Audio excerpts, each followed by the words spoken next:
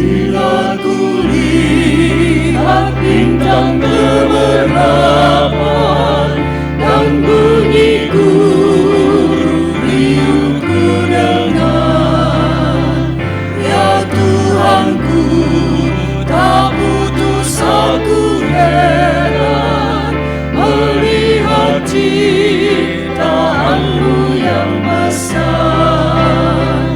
Maka jiwaku pun memujimu, sungguh besar Kau Allahku. Maka jiwaku pun memujimu, sungguh besar Kau Allahku. Ya Tuhanku, apabila ku renungkan pemberian-Mu dalam penebus, ku tertegun bagiku dicurahkan oleh Putra-Mu darahnya kudus. Maka jiwaku pun memujimu, sungguh besar Kau Allahku. Maka jiwaku pun memujimu, sungguh besar Kau Allahku. Pertolongan kita adalah di dalam nama Tuhan yang menjadikan langit dan bumi. Kasih karunia dan damai sejahtera dari Allah Bapa dan dari Tuhan kita Yesus Kristus menyertai saudara. Dan menyertai saudara juga.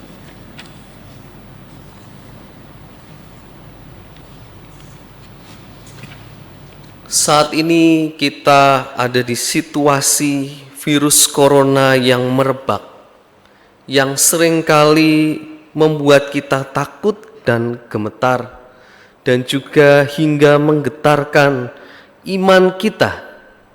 Dan keraguan-keraguan mulai muncul di dalam kehidupan kita. Namun kasih Tuhan tidak pernah lekang oleh waktu di segala situasi dan kondisi. Dengan tema masih adakah iman di hidupmu, kita akan bersama-sama merenungkan pergumulan iman kita di tengah-tengah situasi corona saat ini. Nas pembuka Mazmur 119 ayat 33 hingga 35. Perlihatkanlah kepadaku ya Tuhan petunjuk ketetapan-ketetapan-Mu. Aku hendak memegangnya sampai saat terakhir. Buatlah aku mengerti, maka aku akan memegang Taurat-Mu. Aku hendak memeliharanya dengan segenap hati. Biarlah aku hidup menurut petunjuk perintah-perintah-Mu, sebab aku menyukainya. Menyadari siapa kita di hadapan Allah, marilah dengan segala kerendahan hati kita mengakui dosa-dosa kita di hadapannya. Mari kita berdoa. Ya Tuhan, kehidupan ini adalah sepenuhnya di dalam kuasa-Mu. Siapakah kami manusia? Bahkan di saat virus corona menyerang, kami semakin menyadari betapa lemah dan fananya kami sebagai manusia. Kami pun yang lemah di saat godaan dosa datang menyerang kami, yang coba menjatuhkan dan menghancurkan hidup kami. Kami mau mengakui Tuhan di saat kami lemah iman kami, di saat kami terbuai oleh godaan dosa yang ada. Mari kita akui di hadapan Tuhan.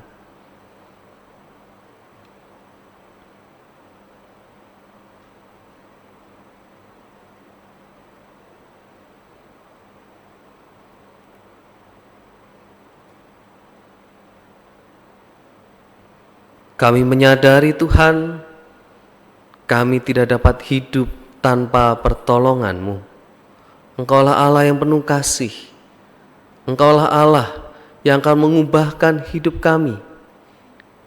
Engkaulah yang menjadi pondasi yang kokoh dalam hidup ini. Maka saat ini Tuhan, di balik segala pengakuan kami merindukan pengampunan dan perubahan di dalam hidup kami. Kami mau Tuhan berjalan seturut kehendak-Mu. Dan kami bersyukur buat kesempatan pada saat ini kami dapat mengakui dosa kami. Di dalam nama Tuhan Yesus Kristus, dengarkanlah pengakuan kami.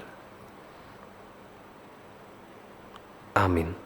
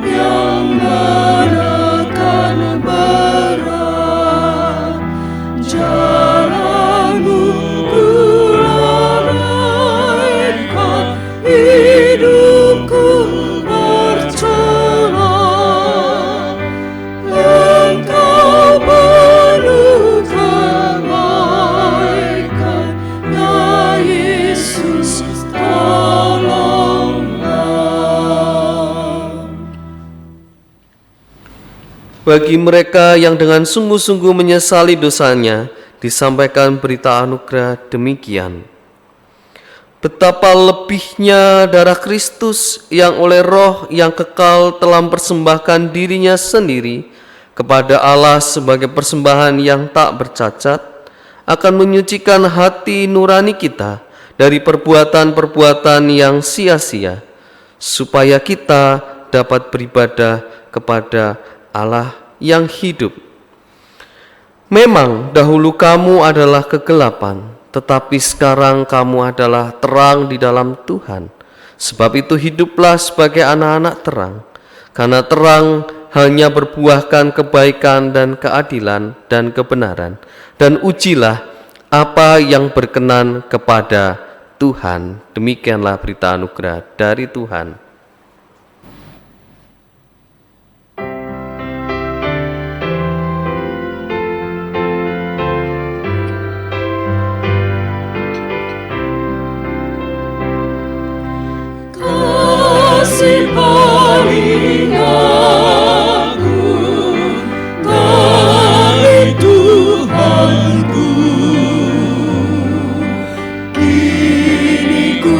Sadar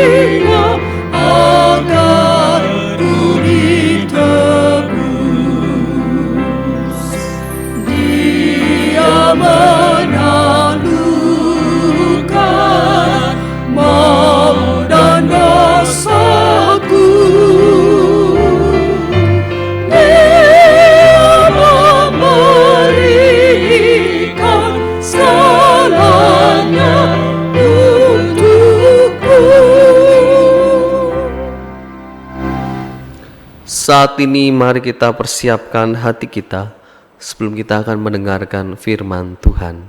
Mari kita berdoa.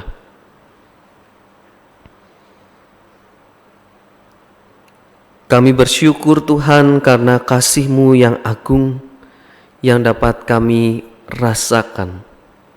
Sehingga di saat segala situasi, penderitaan yang harus kami alami, kasih-Mu tetap bercahaya di tengah-tengah kegelapan dunia ini. Bahkan di saat wabah virus corona yang saat ini menggerogoti kehidupan kami bersyukur atas akal budi. Kami bersyukur atas iman yang Kau berikan. Di saat kami tidak menyerah dalam iman kami, meskipun kami membatasi perjumpaan, kami membatasi setiap sentuhan fisik, namun biarlah upaya yang dilakukan dapat mematahkan rantai virus yang saat ini menular begitu cepat. Dan biarlah Engkau yang berkuasa dalam hidup kami ya Tuhan. Maka saat ini kami siap untuk dibentuk. Kami siap Tuhan, melalui firman-Mu kami merefleksikan masalah dan penderitaan yang sedang kami hadapi. Roh Kudus, bekerjalah dalam diri kami saat ini supaya firman ini tidak berlalu dan kami dapat melakukannya dalam kehidupan kami. Kami siap Tuhan untuk mendengarkan firman-Mu. Di dalam nama Tuhan Yesus Kristus kami berdoa. Amin. Bacaan Alkitab dari Injil Yesus Kristus menurut Yohanes 9 ayat 1 hingga 41. Waktu Yesus sedang lewat, Ia melihat seorang yang buta sejak lahirnya. Murid-muridnya bertanya kepadanya, "Rabi, siapakah yang berbuat dosa, orang ini sendiri atau orang tuanya, sehingga ia dilahirkan buta?" Jawab Yesus, "Bukan dia dan bukan juga orang tuanya, tetapi karena pekerjaan-pekerjaan Allah harus dinyatakan di dalam dia. Kita harus mengerjakan pekerjaan Dia yang mengutus aku selama masih siang. Akan datang malam di mana tidak ada seorang pun yang dapat bekerja. Selama aku di dalam dunia, akulah terang dunia." Setelah Ia mengatakan semuanya itu, Ia meludah ke tanah dan mengaduk ludahnya itu dengan tanah, lalu mengoleskannya pada mata orang buta tadi. Dan berkata kepadanya, "Pergilah, basuhlah dirimu dalam kolam Siloam." Siloam artinya yang diutus. Maka pergilah orang itu, ia membasuh dirinya, lalu kembali dengan matanya sudah melek. Tetapi tetangga-tetangganya dan mereka yang dahulu mengenalnya sebagai pengemis berkata, "Bukankah dia ini yang selalu mengemis?" Ada yang berkata, "Benar, dialah ini." Ada pula yang berkata, "Bukan, tetapi ia serupa dengan dia." Orang itu sendiri berkata, "Benar, akulah itu." Kata mereka kepadanya, "Bagaimana matamu menjadi melek?" Jawabnya, "Orang yang disebut Yesus itu mengaduk tanah, mengoleskannya pada mataku dan berkata kepadaku, 'Pergilah ke Siloam dan basuhlah dirimu.' Lalu aku pergi, dan setelah aku membasuh diriku, aku dapat melihat."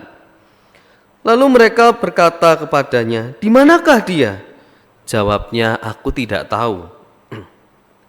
Lalu mereka membawa orang yang tadinya buta itu kepada orang-orang Farisi.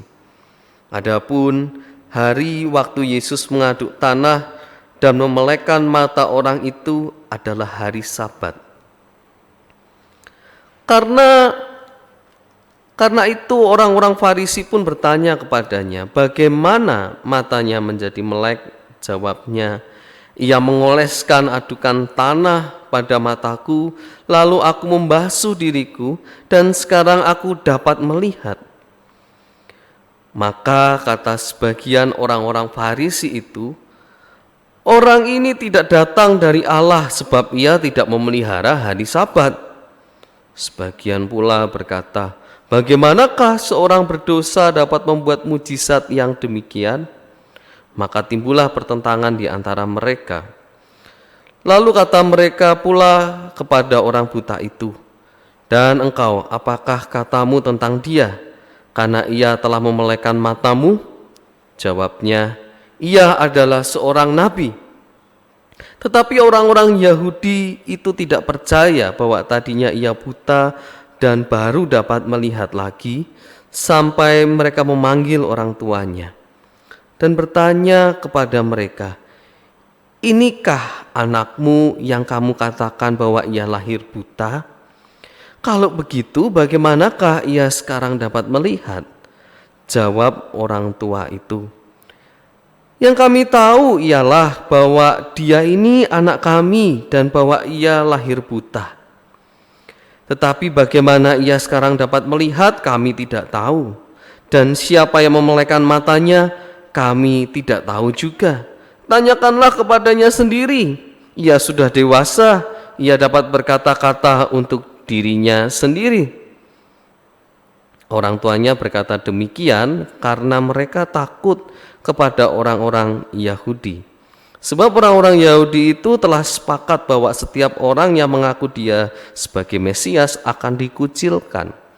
Itulah sebabnya maka orang tuanya berkata, ia telah dewasa, tanyakanlah kepadanya sendiri. Lalu mereka memanggil sekali lagi orang yang tadinya buta itu dan berkata kepadanya, katakanlah kebenaran di hadapan Allah. Kami tahu bahwa orang itu orang berdosa. Jawabnya, apakah orang itu orang berdosa? Aku tidak tahu. Tetapi satu hal aku tahu, yaitu bahwa aku tadinya buta dan sekarang dapat melihat. Kata mereka kepadanya, apakah yang diperbuatnya padamu? Bagaimana ia memelekkan matamu? Jawabnya, telah kukatakan kepadamu dan kamu tidak mendengarnya. Mengapa kamu hendak mendengarkannya lagi? Barangkali kamu mau menjadi muridnya juga? Sambil mengejek mereka berkata kepadanya, engkau murid orang itu, tetapi kami murid-murid Musa. Kami tahu bahwa Allah telah berfirman kepada Musa, tetapi tentang dia itu kami tidak tahu dari mana ia datang. Jawab orang itu kepada mereka, aneh juga bahwa kamu tidak tahu dari mana ia datang, sedangkan ia telah memelekkan mataku. Kita tahu bahwa Allah tidak mendengarkan orang-orang berdosa, melainkan orang-orang yang saleh dan yang melakukan kehendaknya. Dari dahulu sampai sekarang tidak pernah terdengar bahwa ada orang yang memelekkan mata orang yang lahir buta. Jikalau orang itu tidak datang dari Allah, ia tidak dapat berbuat apa-apa. Jawab mereka, engkau ini lahir sama sekali dalam dosa, dan engkau hendak mengajar kami? Lalu mereka mengusir dia keluar. Yesus mendengar bahwa ia telah diusir keluar oleh mereka. Kemudian ia bertemu dengan dia dan berkata, percayakah engkau kepada Anak Manusia? Jawabnya, siapakah dia, Tuhan? Supaya aku percaya kepadanya. Kata Yesus kepadanya, engkau bukan saja melihat dia, tetapi dia yang sedang berkata-kata dengan engkau, dialah itu. Katanya, aku percaya Tuhan. Lalu ia sujud menyembahnya. Kata Yesus, aku datang ke dalam dunia untuk menghakimi, supaya barang siapa yang tidak melihat dapat melihat, dan supaya barang siapa yang dapat melihat menjadi buta.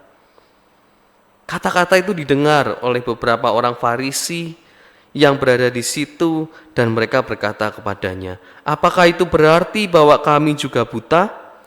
Jawab Yesus kepada mereka, sekiranya kamu buta, kamu tidak berdosa. Tetapi karena kamu berkata, kami melihat, maka tetaplah dosamu. Demikianlah Injil Yesus Kristus. Berbahagialah orang yang mendengarkan dan yang memelihara firman Tuhan. Saudaraku, tema kita hari ini sebetulnya tidak dirancang secara mendadak. Tema masih adakah iman di hidupmu jauh 2 bulan sebelum corona merebak di Indonesia. Tema ini telah dirancang oleh panitia Paskah. Dan kita tidak pernah tahu akan ada ibadah online seperti ini. Maka pertanyaan, masih adakah iman di hidupmu? Rasanya menjadi pertanyaan yang menohok di tengah banyaknya ibadah online yang juga diadakan gereja-gereja pada minggu ini. Apakah benar beribadah online di tengah virus corona ini terkait kita beriman atau tidak? Kalau kita lihat berita Injil yang diberitakan pada kita hari ini, saudaraku, Yohanes 9 ayat 1, kita melihat bahwa Yesus yang sedang lewat, ia melihat seorang yang buta sejak lahirnya. Yesus melihat, saudara-saudara. Yesus menyadari ada orang yang buta sejak lahir di situ. Apakah Yesus lantas tinggal diam? Tidak. Meskipun tidak tertulis, hati Yesus tergerak. Namun kita melihat Yesus melakukan sesuatu atas orang buta yang sejak lahirnya sudah mengalami kebutaan. Yohanes 9 ayat 14. Adapun hari waktu Yesus mengaduk tanah dan memelekkan mata orang itu adalah hari Sabat. Yesus melakukan sesuatu, saudara-saudara, mengaduk tanah dan coba menyembuhkan orang buta itu. Yesus melakukan sesuatu di saat mungkin orang-orang di sekitarnya pada waktu itu, para pemuka agama, tidak menyadari, tidak melihat mungkin, tidak masuk perhitungan mungkin, ada orang yang buta yang juga membutuhkan cinta kasih. Tapi Yesus melihat, Yesus melakukan sesuatu. Saya percaya di tengah situasi corona saat ini, Yesus pun melihat setiap pergumulan kita. Kita tahu banyak pergumulan yang kita hadapi saat ini. Ekonomi yang tidak mudah, penderitaan-penderitaan yang mungkin akhirnya membuat diri kita juga menjadi buta. Kita tidak tahu lagi harus berbuat apa, kita tidak tahu lagi harus bagaimana dan kemana. Apalagi kita yang mengalami virus corona tersebut, kita yang sudah terinfeksi oleh virus tersebut, mungkin kita merasakan juga kebutaan secara mental, secara psikis kita. Kita bingung harus bagaimana. Mungkin kita dibutakan juga oleh ketakutan kita bahwa kematian bisa saja menjemput akibat virus corona ini. Namun saudaraku, Yesus melihat. Yesus melihat apa yang sedang kita alami. Yesus melihat dan Yesus tidak tinggal diam di tengah-tengah situasi corona ini. Pertanyaannya, apakah kita melihat? Apakah kita juga mempunyai hati, punya compassion terhadap saudara-saudara kita yang mengalami, yang bergumul di tengah-tengah virus corona ini? Dan apa yang kita lakukan, saudara-saudara? Yang menarik menurut saya dalam teks hari ini adalah panjangnya bacaan Injil yang kita baca ayat 1 sampai 41, saudara-saudara. Panjang sekali. Mungkin tadi memakan waktu 5 sampai 6 menit untuk membacakan bacaan Injil hari ini. Yang saya mau garis bawahi, saudara-saudara, di balik panjangnya teks ini, kalau kita perhatikan sebetulnya komposisi yang paling besar dari ayat 13 hingga 34 berisikan sebuah perdebatan. Bagaimana mungkin orang yang melanggar hari Sabat punya kuasa untuk menyembuhkan seorang yang buta sejak lahir?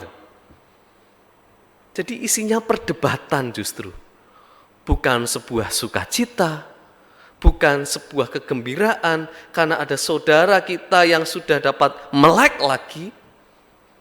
Tapi kita memperdebatkan ahli-ahli Taurat, orang-orang Farisi dan orang-orang Yahudi pada waktu itu memperdebatkan bagaimana mungkin orang yang melanggar hari Sabat bisa melakukan ini. Bagaimana mungkin orang yang berdosa karena melanggar hari Sabat bisa melakukan penyembuhan. Bagaimana mungkin orang yang buta juga sejak lahir bisa mengalami kesembuhan dari orang tersebut. Perdebatan yang begitu panjang. Bukan bersyukur, malah kita mempeributkan, penghakiman terjadi, bahkan penolakan di bagian akhir. Di ayat 34, di saat orang buta itu justru tidak diterima dan ditolak oleh mereka. Ini ironis, saudara-saudara. Di saat kesembuhan sudah dialami, mereka, orang buta ini sudah merasakan cinta kasih dari Tuhan, namun justru disingkirkan oleh masyarakat. Mungkin kita saat ini pun ada dalam situasi ini. Sama perdebatan terjadi di sana sini mengenai corona. Perdebatan juga terjadi di tengah-tengah gereja, mau ada ibadah atau tidak. Dan mulailah keributan terjadi, penghakiman di sana sini terjadi juga, saudara-saudara.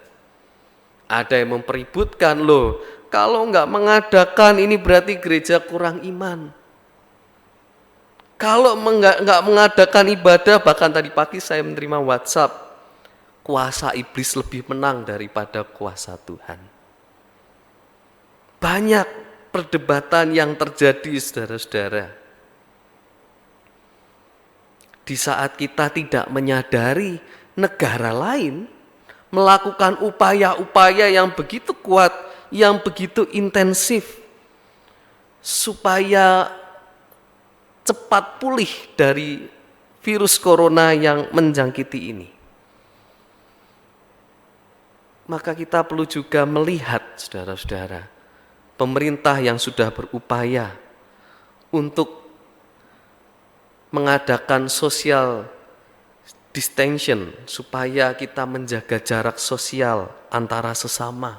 Punya maksud, tidak hanya sekedar mau menutup atau menghalangi akses kita bekerja ataupun beraktivitas. Namun dengan jelas sebetulnya memutus rantai virus corona yang merebak. Dan gereja kita tahu siapa yang bisa menjamin kebersihannya, siapa yang bisa menjamin resiko yang terjadi, penularan yang terjadi di saat orang beribadah. Maka saudaraku, kita perlu melihat dengan kacamata yang lebih bijak. Di saat kita melihat negara lain yang berhasil dengan metode ini, kenapa kita juga tidak melihat dan melakukannya dalam kehidupan kita? Kita perlu bersukacita jika banyak saudara-saudara kita yang akhirnya bisa melalui virus ini. Kita juga mendengar beberapa saudara kita yang akhirnya dinyatakan sembuh dari virus corona. Mari kita bersukacita. Jangan lagi menghakimi atau mengucilkannya. Barangkali mungkin di tengah-tengah kita, saya tidak mendoakan kita terkena, tapi jikalau ada yang terkena, apakah kita akan jatuh pada penghakiman hingga mengatakan itu karena dosamu? Kamu mengalami virus itu. Apakah kita akan menghakimi hal yang sama? Apakah virus ini menghampiri dunia karena dosa manusia yang begitu besar? Mari kita hentikan perdebatan ini dan mari kita melakukan sesuatu seperti yang Yesus lakukan. Si buta mengalami penglihatan dan akhirnya beriman kepada Yesus. Orang yang melihat justru memperdebatkan dan tidak mengimani Yesus. Orang yang buta melihat dan mengimani Yesus. Saudara-saudara, persoalan gereja mengadakan ibadah online atau tidak bukan perkara beriman atau tidak, bukan perkara kita takut terhadap virusnya atau tidak. Namun disinilah justru iman kita diuji dan iman kita sedang bertindak di tengah-tengah jarak yang harus kita lakukan. Di jeda inilah bukan berarti tidak ada Tuhan. Justru Tuhan hadir di tengah-tengah ketidakhadiran umatnya di gereja. Tuhan hadir justru dalam hati setiap orang saat ini. Bahkan di tengah jeda, di tengah waktu di mana kita harus menahan untuk datang ke gereja, cinta itu ada, dinyatakan. Dan saya percaya tindakan yang kita lakukan saat ini merupakan juga bagian dari tindakan kita mengasihi saudara kita yang lain. Kita tidak ingin saudara kita yang lain pun menjadi terkena. Kita berusaha menjaga diri kita. Kita berusaha juga melindungi keluarga kita di sisi yang lain. Saya rasa ini kesempatan yang baik bagi keluarga untuk memberikan waktu bagi anak-anaknya, menjalin relasi selama 2 minggu yang mungkin selama ini terpisah oleh jarak dan waktu. Di jeda ini, di tengah-tengah situasi ini, justru cinta kasih itu hadir. Dan saudaraku, jangan hanya memikirkan diri kita sendiri. Kalau tadi kita bicara soal beriman atau tidak. Di luar sana banyak orang yang berjuang juga mengalahkan virus ini. Di garis depan ada jajaran para medis dan juga setiap staf orang-orang yang bekerja di rumah sakit. Banyak orang yang bekerja di garis depan berperang untuk mengalahkan virus ini, saudara-saudara. Ada seorang dokter, Dr. Gi Teakseng dari Pantai Hospital Penang. Dokter ini, saudaraku, dia menuliskan dan memberikan pesan kepada kita, I stay at work for you, you stay at home for us. Hashtag stay home, hashtag duduk rumah. Bahasa Malaysia. Dokter ini menyarankan satu hal yang cukup penting bagi kita. Mereka sedang bekerja di garis depan dan kita dapat mendukungnya dengan kita menjaga diri kita di rumah. Dengan semakin mengurangi jumlah orang yang terjangkit corona, itu membuat dokter-dokter kita, tenaga-tenaga medis kita dapat fokus untuk memulihkan kondisi dunia bangsa kita dari virus corona ini. Apakah mereka tidak beriman? Mereka beriman. Dan kita yang menjaga jarak, kita yang tetap di rumah juga beriman. Dan ini bagian dari akal sehat kita meresponi setiap peristiwa yang ada. kita justru bertindak dengan iman kita. Dan Tuhan yang sudah mencelikan mata kita menunjukkan bagaimana cara mengatasi virus ini. Bukankah itu bagian dari iman? Tuhan memberkati kita semua. Kiranya kita bisa bersama-sama dapat melalui dan melawan virus corona ini. Tuhan memberkati. Amin.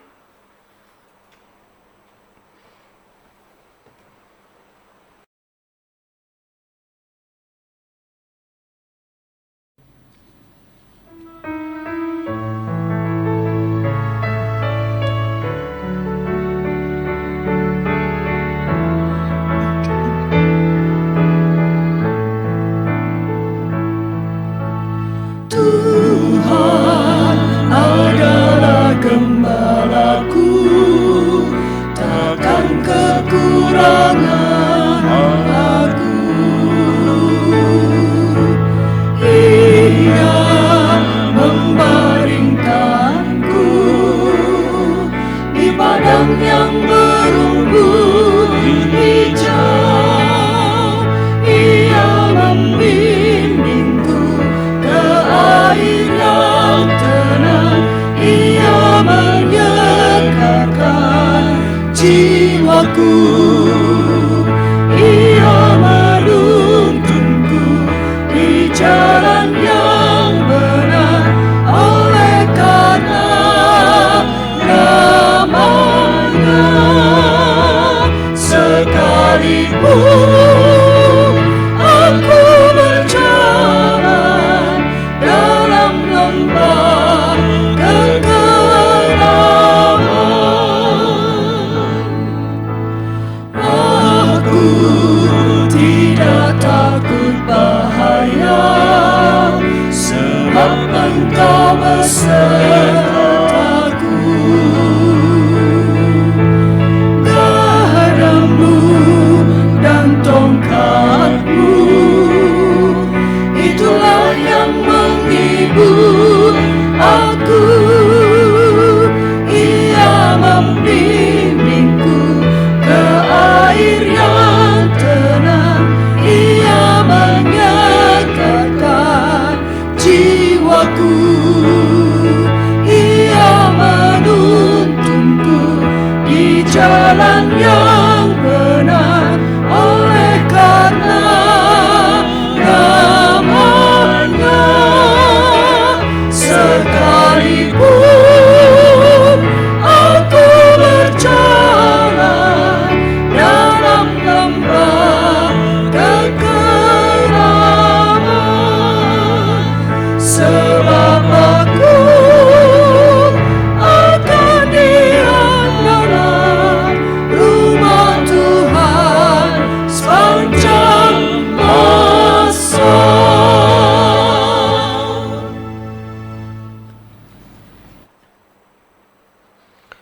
Mari kita naikkan doa-doa syafaat kita. Mari kita berdoa.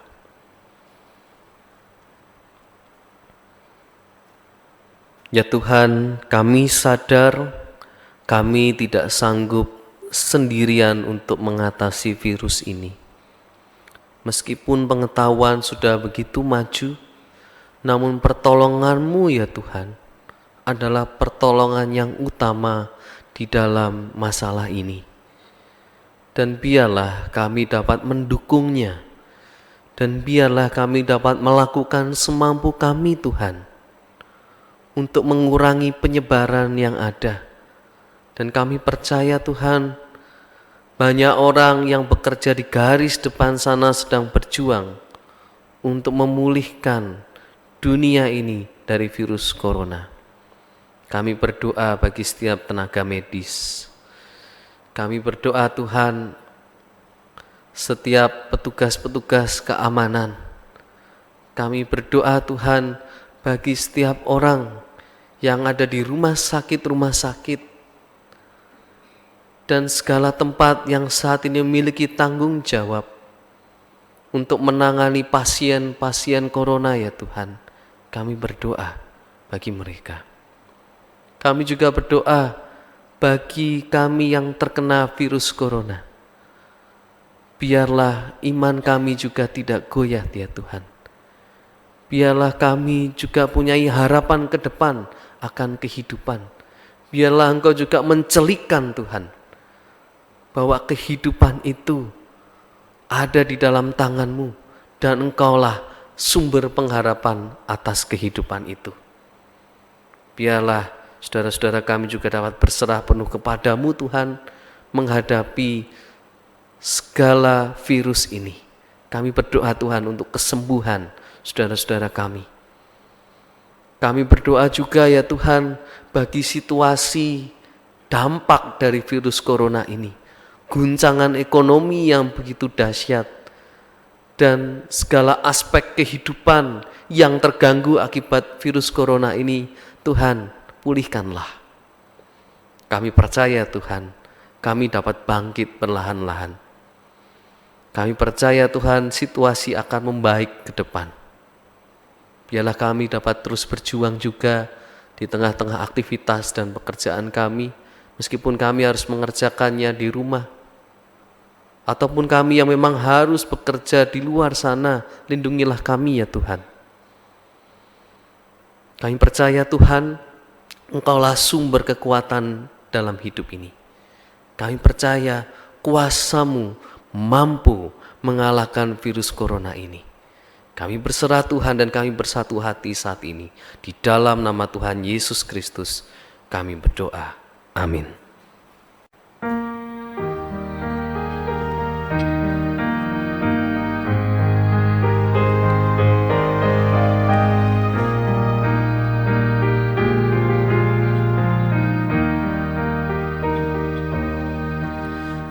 Yesus ku turut selamatku, Tuhanku alisku,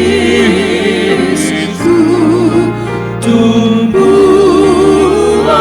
pengharapanku dan perisai perlindunganku. Tatkala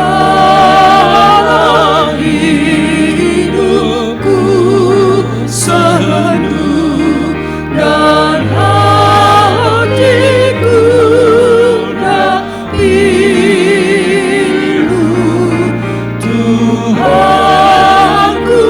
Yesus ku seru dan jiwaku tenang dan teduh. Setiap langkahku tempuh, ku toleh Tuhanku. Setiap hasratku peluk, ku tanya Tuhanku. Sedalam kasih menebus, ku berserah selalu. Tiada lagi takutku, walau hidup penuh seteru.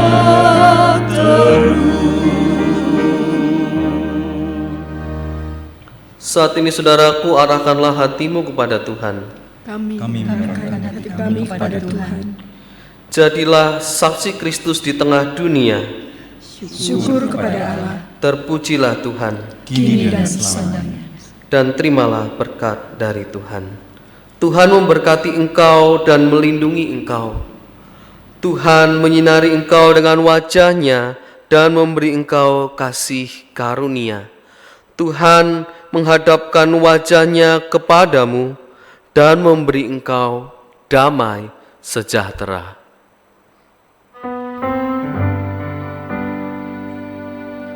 Oh Hosiana, Hosiana, Hosiana.